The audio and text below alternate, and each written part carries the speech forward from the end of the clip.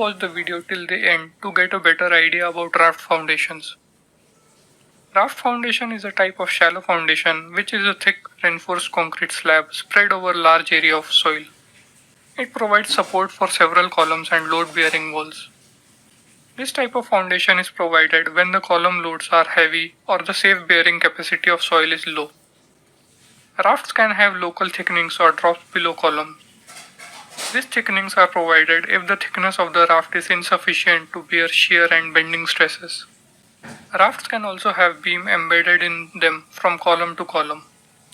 These beams can be below, above, or hidden in the raft as per design requirements. These beams provide stiffness to the raft. This type of raft foundation is typically used when column loads are unequally distributed. Raft foundations can be combined with piles when more number of piles are closely spaced and the whole raft acts as a big pile cap. The piles transfer the load to the hard strata below them or via skin friction mechanism in absence of hard strata.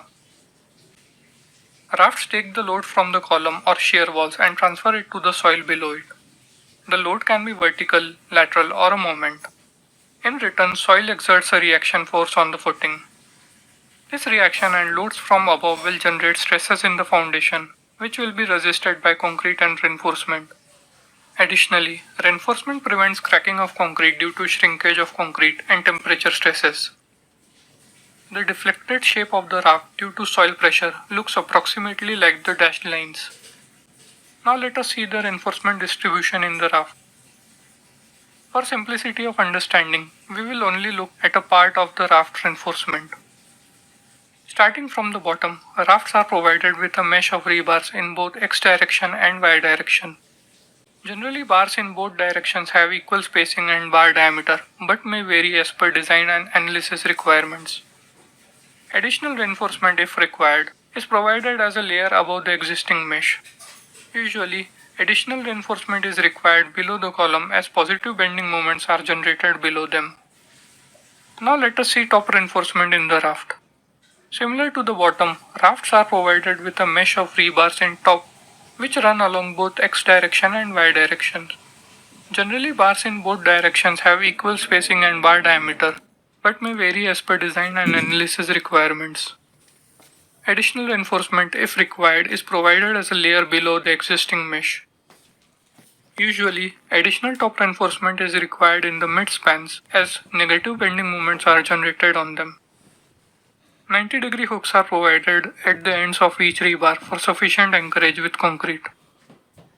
Shear reinforcement around the column can also be provided if the thickness of the raft is not sufficient to resist the shear.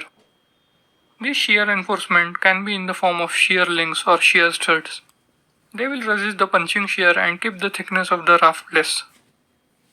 A clear cover has to be left from top, bottom, and sides for the rebars. The value of cover is governed by site conditions and local codes. Cover on the foundations is on a higher side than other members of the structure as they are exposed to soil, chemicals, and water throughout their lifetime. Now let us talk about column reinforcement which are embedded in the raft. The column longitudinal rebars start with a 90-degree hook in the raft for better anchorage with concrete. They are extended above the footing for sufficient lap length with main column reinforcement. If the above columns are of steel, the lap reinforcement is not needed. Lastly, we see stirrups, which start right from the bottom of the raft. They have a 135-degree hook, which is a must for columns.